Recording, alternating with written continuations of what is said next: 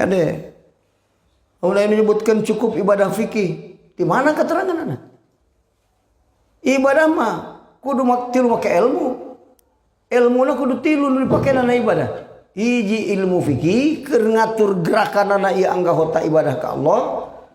Kedua ilmu tasawuf keur ngatur tujuan hate, tingkah hate dina waktu ibadah. Katilu ilmu tauhid keur ngurus patekadanana, keur ngatur patekadan supaya bener ka Allah. Batal hakikat berarti teu bener tauhid, musyrik atau kufur. Teu bener tujuan berarti naon?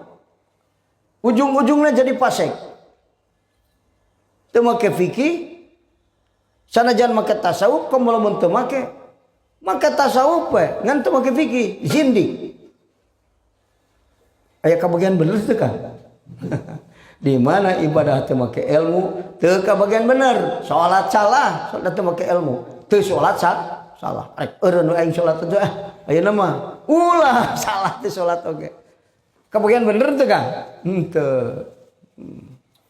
Gitu.